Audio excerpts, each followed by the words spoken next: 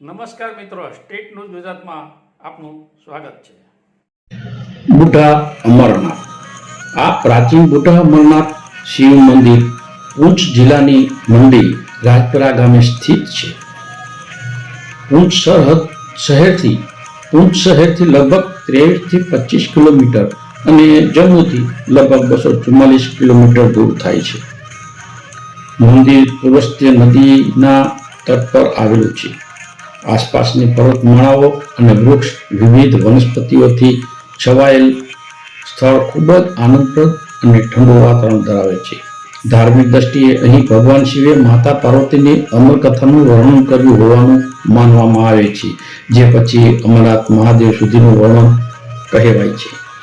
આ મંદિરને લોકવાયકા મુજબ અમરનાથ મહાદેવ કરતાં પણ જૂનું માનવામાં આવે છે। આ કારણથી તેનું નામ બુઢા અમરનાથ કહેવામાં આવે છે। લોકવાયકા એવી પણ છે કે ઋષિ પુલસ્ત્ય એટલે કે ધાર્મિક દ્રષ્ટિએ રાવણના દાદા અહીં ધ્યાનમાં રહ્યા હતા। તેમને શિવના દર્શન થયા હતા। તેમણે અહીં શિવલિંગની સ્થાપના કરી હશે એવું કહેવાય છે।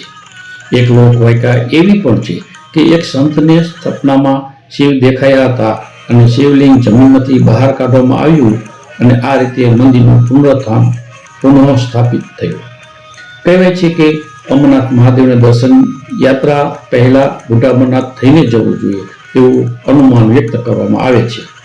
મંદિરનું શિવલિંગ ચકમક જેવા સ્ફટિક પદાર્થમાંથી બન્યું હોય તેવું જોવા મળે છે।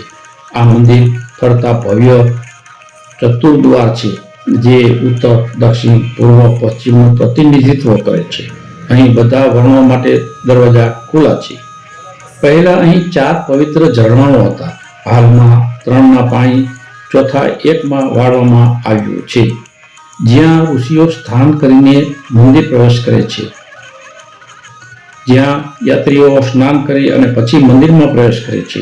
અહીં શ્રાવણ માસ દરમિયાન બહોળા પ્રમાણમાં લોકો દાદાના દર્શન કરવા ઉમટી પડે છે। દશનામી અખાડા પૂંછથી પાલખી યાત્રા શરૂ થાય છે। હજારો યાત્રી, સાધુઓ, ભક્તો અહીં દર્શનાર્થે આવે છે। BSFનું ગાર્ડ ઓફ ઓનર પણ પ્રાપ્ત કરે છે અને અંતે મંદિરે પહોંચે છે। યાત્રામાં પૂંછ મંડી માર્ગ પર ચંડક ખાતે જમવાની આરામની વ્યવસ્થા કરવામાં આવે છે, જેને અહીંની ભાષામાં ભંડારા કહે છે, અને સ્થાનિક સમુદાય દ્વારા સેવાકીય સહકાર પણ પ્રાપ્ત થાય છે। જય મહાદેવ।